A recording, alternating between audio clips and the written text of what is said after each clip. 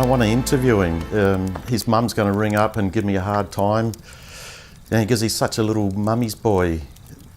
I know exactly what she's going to be like. She's going to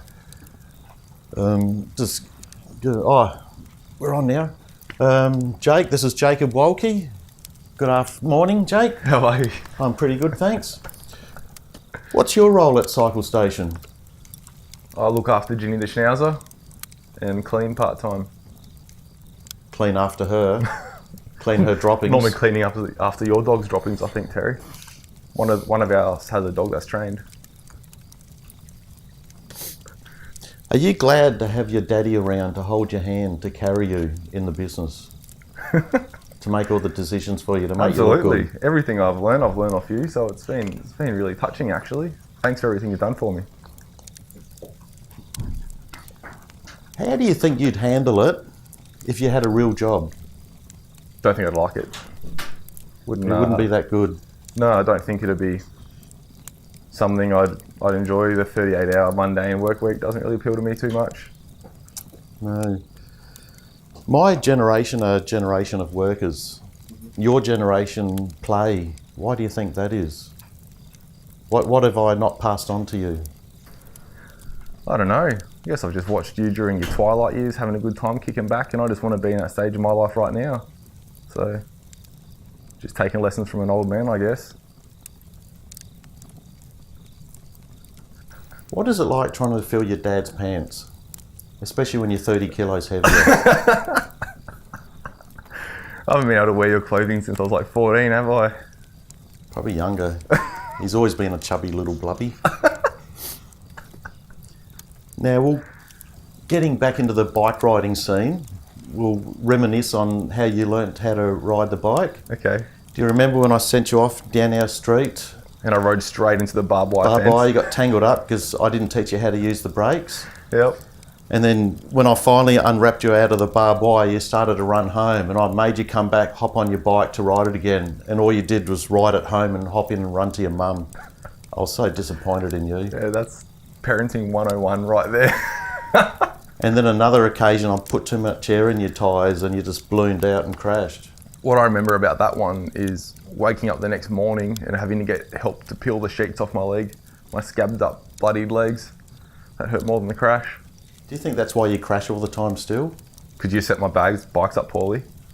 No, because you crashed from so young, you're still crashing now. There's one thing I'm real good at, and that's crashing bikes. And selling them, I'm pretty good at that. Yeah, I can crash them. I've still got a bruise on my hip, and that was 2 months ago from that video.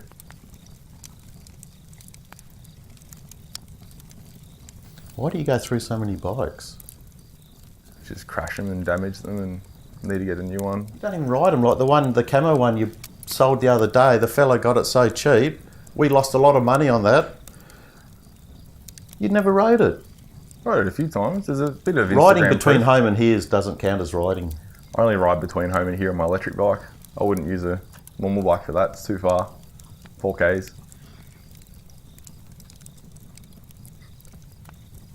Love the ride. So just talking about gambling.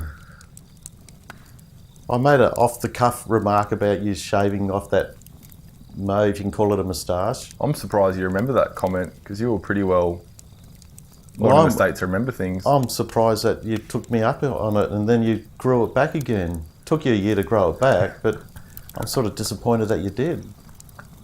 It's worth it to look like Tom Selleck. The time's worth it. Tom Selleck. Should we go through that story though? We're at the Pond Bikes trade show, Focus Cervelo, and Dad's been a real big mouth in front of all these group of guys. He goes, "I'll give you $2,000 to shave that stupid moustache off." And I'm just sitting there, eyes rolling in the back of my head, shake his hand, go back to our room, wake up the next morning, take it straight off, and Dad never noticed. I had to tell him about four hours later that I'd shaved them all off, and then he remembered. I got my money. Yeah, Now, can I ask you a question? Was it worth $2,000 to have it gone for a week? Oh, because you put it back on, that wasn't worth it. If you left it off, I'll give you another $2,000. No, but you got to keep it off.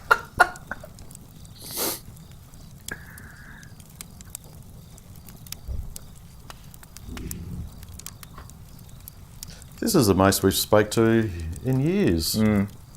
Probably don't have to talk for another year or so now. Can I ask you some questions? Oh, I got distracted. You're watching Just Gonna Send It again. Yeah. So what's it like being known as Jake Wolke's father I'm used to instead it. of having your own identity? I've never had my own identity. I've always been known as Claus's son, and now I'm Jake's dad. I've never been me. It's pretty impressive. You get used to it.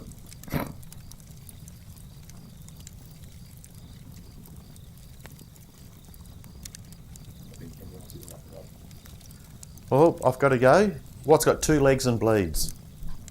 Half a dog. See you, Jake. That was very informative. Good. I think it was awesome that it was awesome. Thank you. No, thank you. Thank you. No, thank you. Oh. No, we didn't really mean it. I want to be thanked. No.